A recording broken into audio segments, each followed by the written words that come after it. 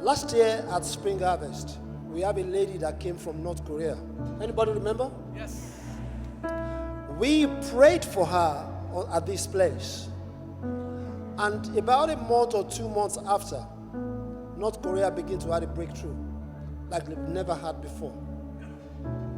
As at the time we were praying, it looked like it was impossible. And one thing I like about God, that God likes to dwell in the place of impossibility. Yes. Because we serve a God that nothing is impossible for to do. So if God can come through for North Korea, Iran looks like a Mickey Mouse.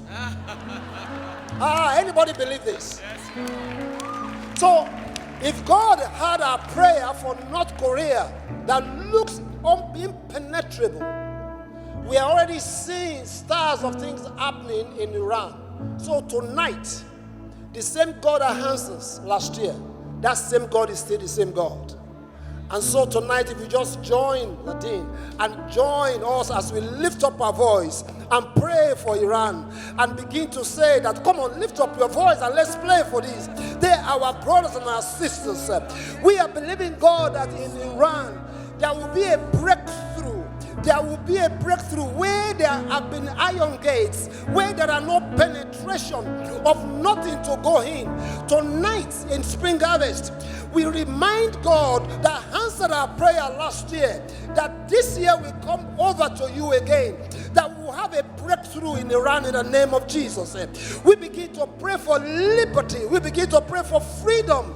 We begin to pray for the minds and the spirit and the being of the leaders in Iran. They will begin to have a visitation of Jesus. The Spirit of God will begin to enter their mind in a way that they don't even know.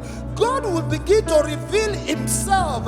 So I'm praying that decisions that made the government to go against the Christian faith will be reversed because of the prayer of saints that are crying out, that are saying enough is enough, that God will render the heavens and pour your spirit upon that country, upon the faith of the people who are in there.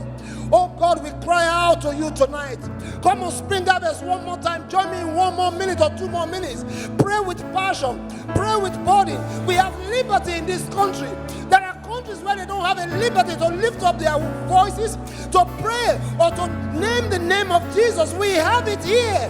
Let's use the liberty, the freedom that we have, that we can pray in the name of Jesus for our brothers and sisters who are persecuted, and let the prayer rise up into heavens and render the gates and render the barrier and bring the presence of God, that the minds of the people begin to be changed, that we begin to see transformation.